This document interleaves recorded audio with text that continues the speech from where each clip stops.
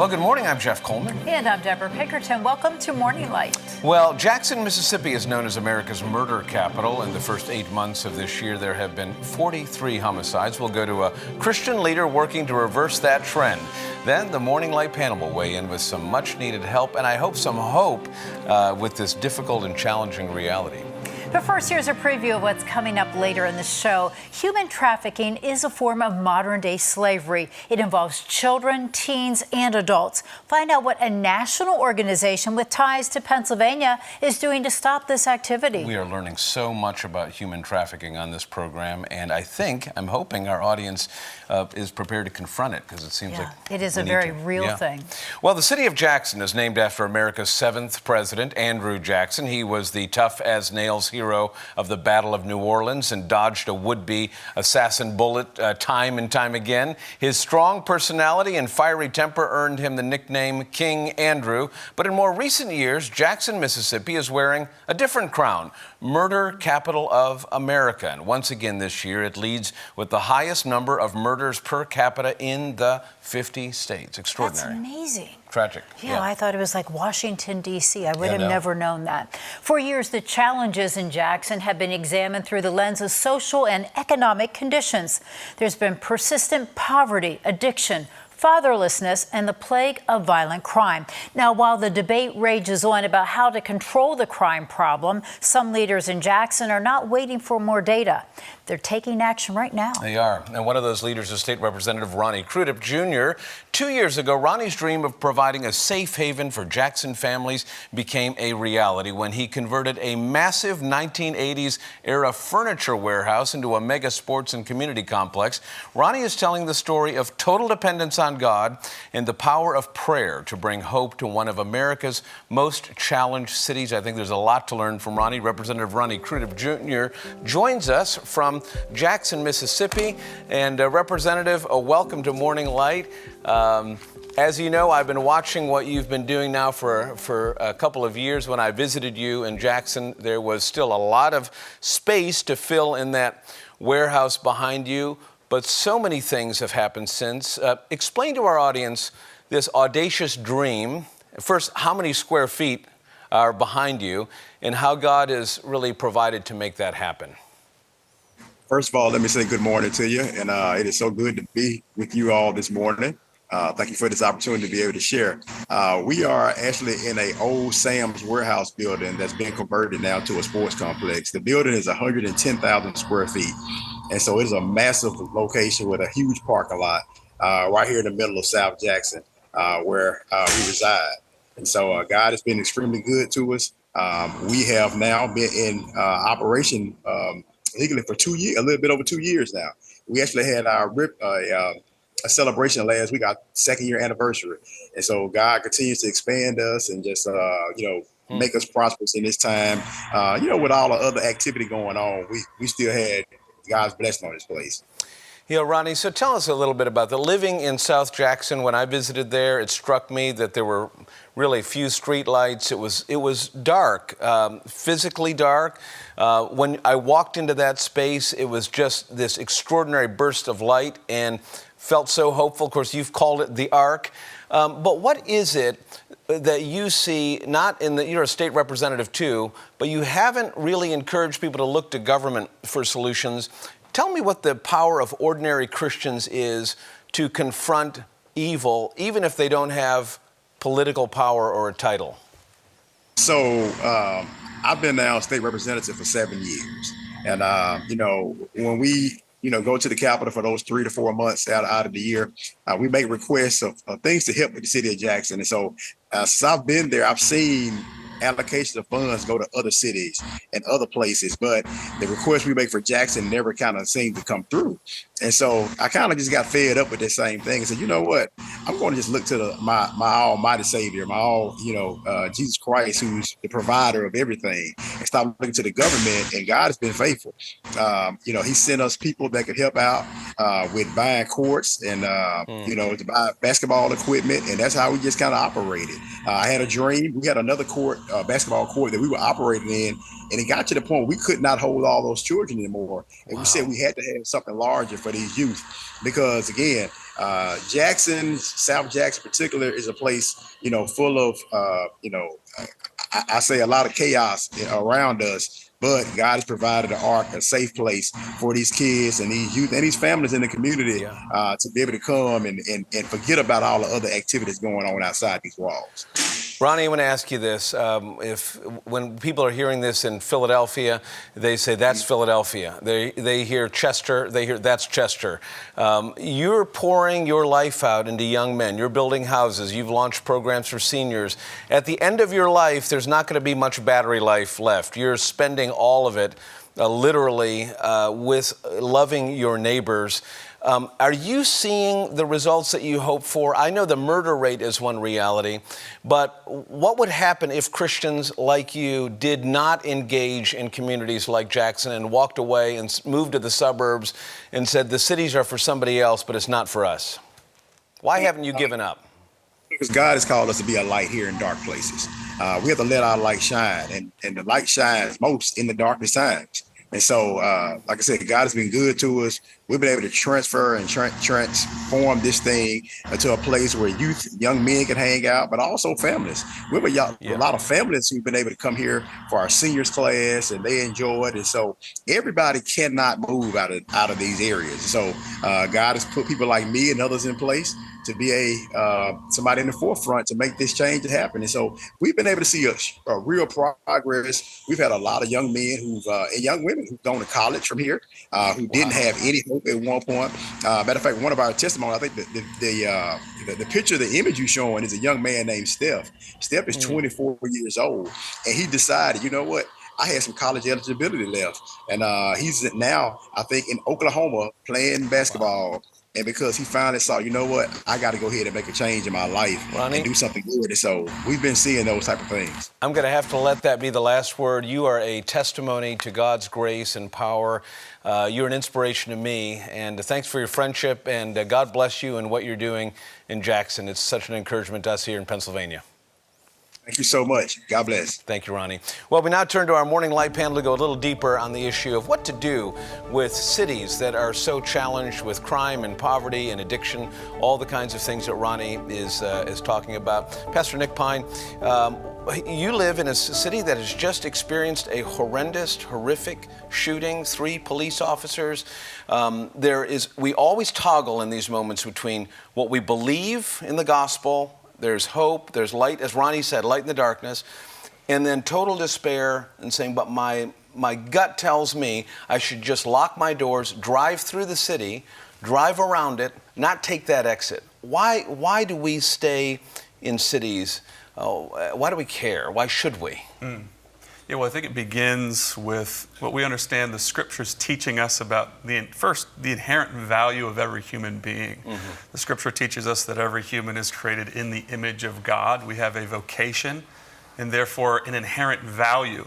And so starting in that foundation, every human being is deeply valuable to God, no matter what they look like, no matter where they live, what they believe, if they live across the river or across the country.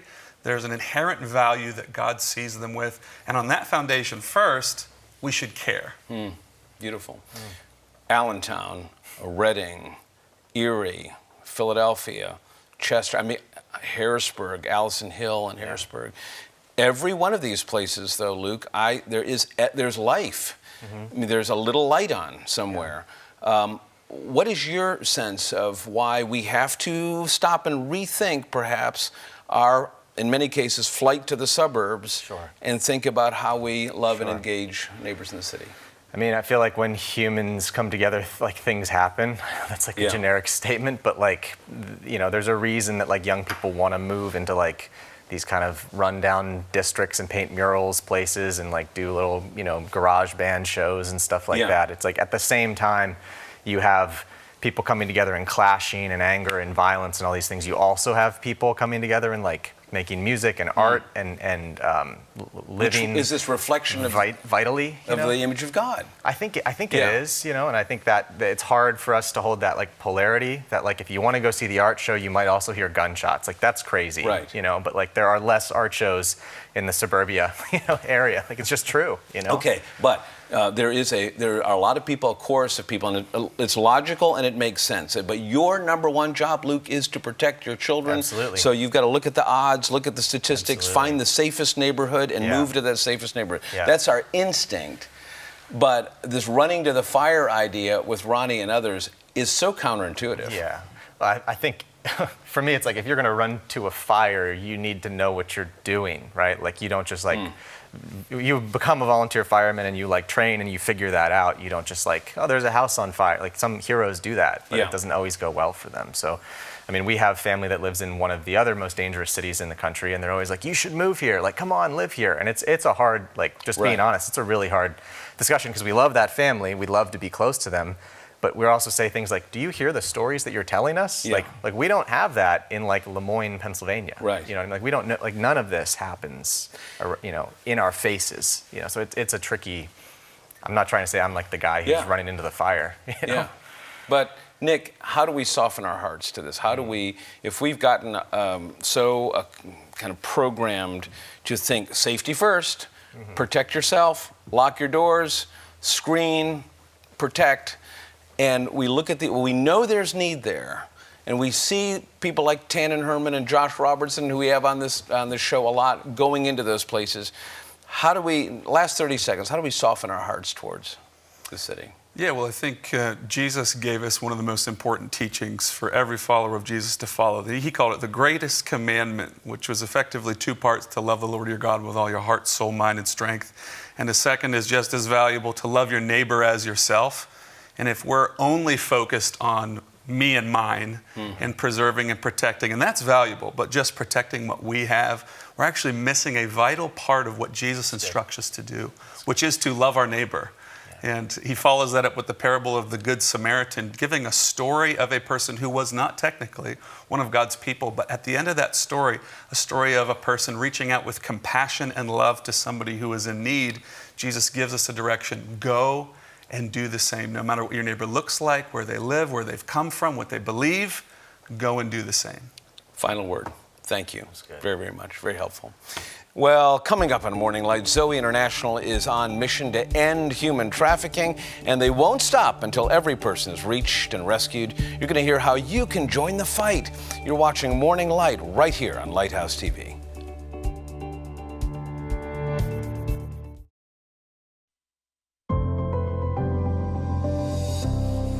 Welcome back. Human trafficking is believed to be the world's fastest growing criminal enterprise. 30% of those involved are children. Joining me is Brad Ortenzi, the Eastern USA Regional Director for Zoe International. Thanks for being with us. Thanks for having me. Remind us about Zoe International. Yes, Zoe International, we are a global ministry. We're in 5 countries, 6 locations. The locations here in the U.S. are Los Angeles and Southeast Pennsylvania. And we exist to end child trafficking, but also to bring the gospel to everyone. Before you got involved with Zoe International, tell us about what you did prior to that.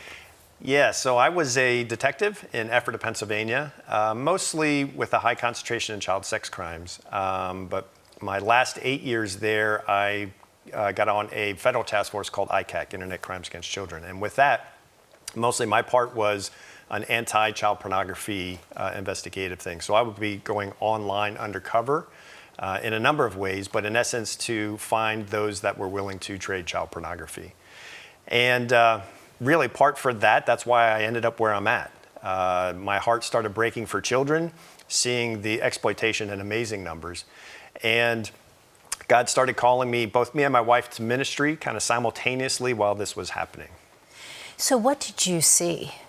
Yeah, it was, my job was to get the child pornography. I'd have to watch it, view it, to put it on all the court documents for the search warrants later on. So, and that was just, it was horrendous. And I'd been a detective for probably 15 years prior to that. So seeing everything, but still my heart started breaking for kids.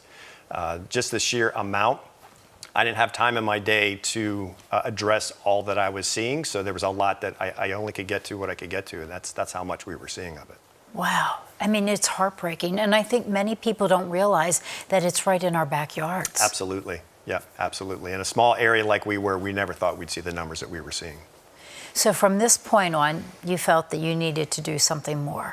Yeah, so simultaneously, while this was going on, there was a call to ministry for my wife and I. We didn't really know what that was, but my pastor had told us about Zoe International, which was investigative, kind of, but it was rescuing children that were trafficked, but also had such a high value of a gospel component to that. So we reached out to Zoe International and thinking that this was going to be my retirement job.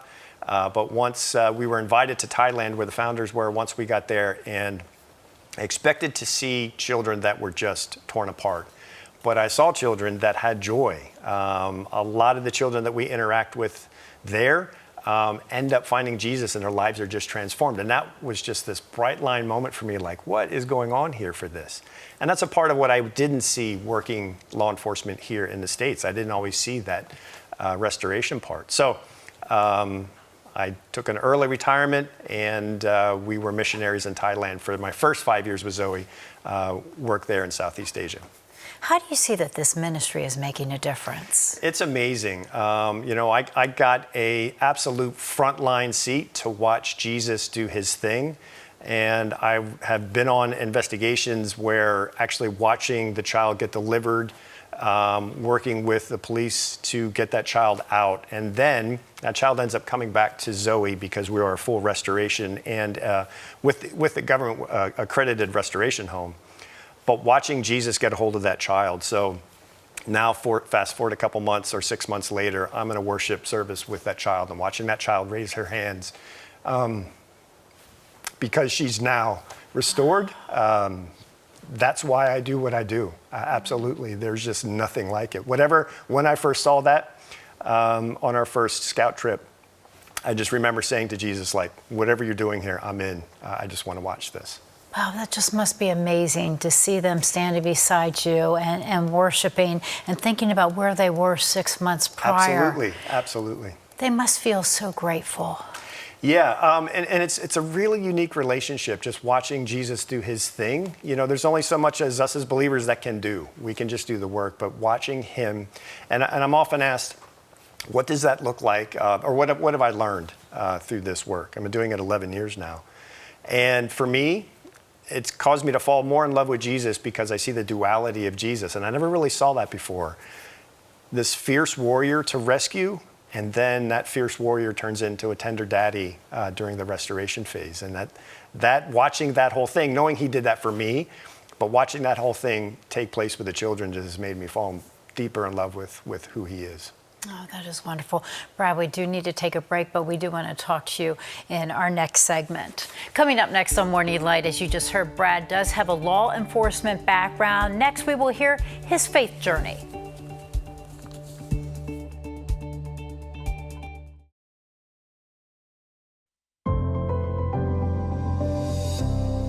We just heard the mission of Zoe International. Brad Ortenzi, the Eastern USA Regional Director, is back with us. So share your faith journey with us. Yeah, so I was raised here in Pennsylvania. We went to a Catholic church on occasion. I wouldn't say that I had a deep faith at that time, but I learned about Jesus, and there was some points in my journey, even as a young person, where Jesus was real to me. But that kind of, I did not understand the full breadth of who he was at that point.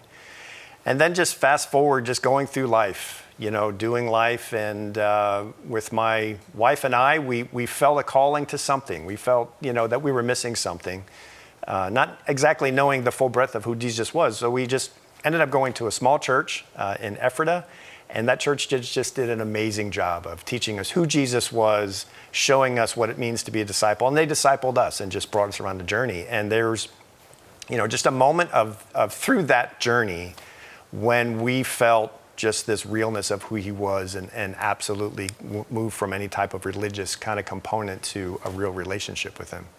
And we do hear that so many people are just going through the motions, going to church on Sunday, opening the Bible, doing things like that, just a routine. Mm-hmm. For you, what was sort of like that light bulb moment? For me, it was, again, not of so much of what I could give to Jesus, but how much, and being open to receiving what he wanted to do. And really understanding pure grace when I realized the amount that I needed to be rescued from, of just who I was and my sin. Jesus was so real to me. And looking back over my life, how I saw so many times where he's always pursued me, no matter what I was doing. So the realness to me was just this light bulb of he is who everything he says he was. And I remember when I committed my life at that point, I was sitting at a red light, it was pouring down rain, and I just remember tears in my eyes, I like saying, Jesus, I hope you're as real as what I think you are, because you have me. And it was not this kind of threat or you have to, or this fear. It was just more this invitation of love to me. And that moment has stayed with me throughout my whole life. And because of this is how you got involved with Zoe International. It is, yeah. Again, I was just doing my job, and we were serving in church, and Jesus was real, but there was just this pull to ministry. And it looked pretty crazy, because as a detective, looking forward to my pension at the end of this, and I only had 6 years, it made no sense for us to drop that and do an early into mission. However, there was just this beautiful invitation. It wasn't, you must go, or, I really felt this stress. It was just this beautiful invitation of, this is here if you want it. And then it was all over. Once we got to Thailand and I saw what he was actually doing with the children, then it was, I'm in. Absolutely. And it was really a turnaround for you, really, because when you were in law enforcement, you were doing things behind the scenes, and now you were doing something completely different. You were out sharing the gospel. Absolutely. It was a little bit of going from kind of undercover-ish to now shining the light on, what, Jesus is everything, and this is a part of who I am and a part of who he is. And it's been an amazing journey. Sometimes I still can't believe I get to do what I do, but yeah, it's been great. And how do you see that your faith has been strengthened? Yeah, again, it goes back to that frontline seat of watching Jesus do what he does. There's just, and I often go back, even in my faith journey, or just sharing what I've learned, is this duality of Jesus, this fierce warrior to rescue and the tender daddy. It seems like after the rescue, he's pulling these children onto his lap. And just whispering love and restoration into their life. What is your recommendation for someone who says, yeah, I sort of feel like, Jesus is calling me to do something? What is your recommendation? Oh, listen to that call. And he has so many blessings and abundance of life when we obey him and just take that step and go deeper. So if someone is just going through the motions or feel like their walk with the Lord is stale, dive in, because the abundance there is just ours for the taking. Yeah, that's wonderful. Thank you so much for sharing your journey with us and what you're doing. It's my pleasure. To learn more about Zoe International, visit gozoe.org. Stay with us. We're back right after the break.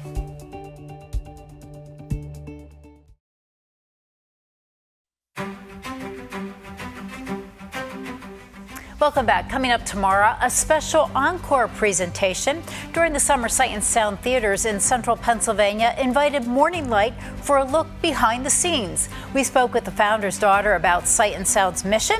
Plus, we will have a preview of their new show, Joshua. And that's a look at what's coming up tomorrow on Morning Light. Now, Jeff, your closing thoughts. And it has been sort of a lot of very heavy topics today. It is. I think we're ready for a little Sight and Sound, learning about what because they're looking at Bible stories, but doing it through the lens of what Jesus is doing in our own lives today, and always encouraging. So I'm looking forward to that show tomorrow.